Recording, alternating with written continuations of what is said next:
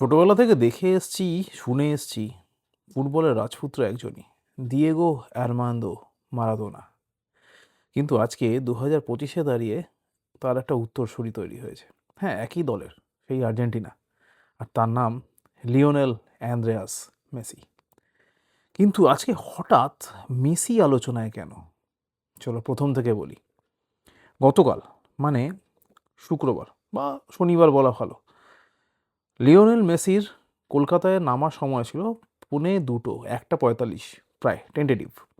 কিন্তু Lionel Messi নামলো প্রায় 3:40 নিজস্ব প্রাইভেট জেটে। এখান থেকে শুরু। লিওনেল মেসির এন্ডে কোনো সমস্যা নেই, শুরুটা এখানে এই কারণ যারা প্রোটেক্ট করে নিয়ে এসেছিল, মানে বেসিক্যালি লিওনেল মেসি যেখান দিয়ে, যে গেট দিয়ে বেরোনোর কথা ছিল, প্রচুর প্রচুর ভক্ত কলকাতা এয়ারপোর্ট, মানে আমাদের দমদম এয়ারপোর্ট বা নেতাজি সুভাষচন্দ্র এয়ারপোর্ট যাই বলবেন, সেখানে সেই গেটে ভিড় করে দাঁড়িয়েছিল।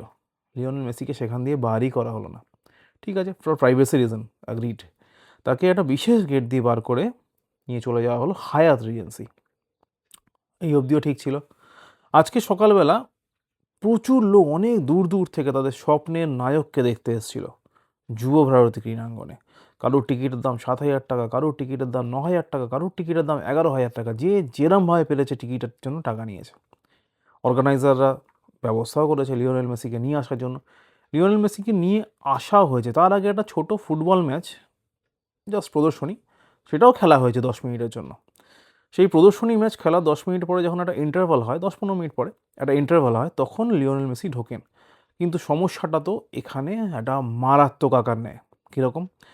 লিওনেল মেসি যখন ঢোকে তখন তার সঙ্গে বিভিন্ন রাজনৈতিক নেতা, ওপর মহলের লোক, পুলিশের ওপর মহলের লোক, কারা ছিল না, তাদের ভিড়ে লিওনেল মেসিকে তো খুঁজেই পাওয়া যাচ্ছিল না।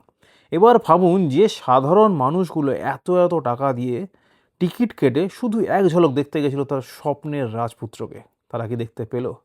তাদের ভুলটা কোথায় ছিল? টিকিট কেটে যাওয়াটা তাদের ভুল ছিল?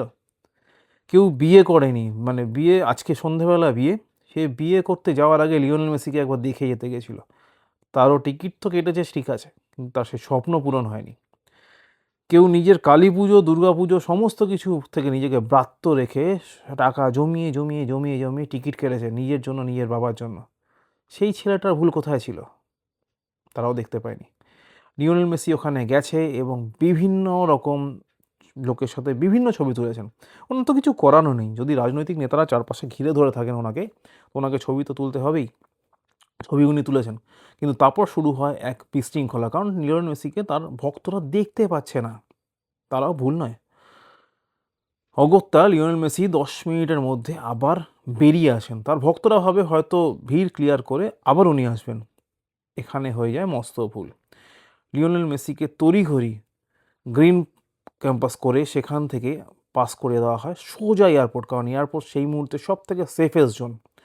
একটা খুব তিক্ত অভিজ্ঞতা নিয়ে হয়তো লিওনেল মেসি কলকাতা ত্যাগ করেন আর সোজা পৌঁছান হায়দ্রাবাদ। হায়দ্রাবাদে দুর্দান্তভাবে লিওনেল মেসিকে সেখানকার লোকেরা অভ্যর্থনা করে এবং তার সঙ্গে একটা কোয়ালিটি সময় কাটায়। এবার বলুন তাহলে কলকাতাবাসীর ভুল কোথায় ছিল? আমাদের ভুল ছিল, কলকাতাবাসী সাধারণ মানুষের? নাকি প্রশাসনের ভুল ছিল? নাকি অর্গানাইজারের ভুল ছিল? কোথায় ভুল ছিল? উত্তরটা জানা থাকলে একটু কমেন্টে জানাবেন, ভুলটা কার?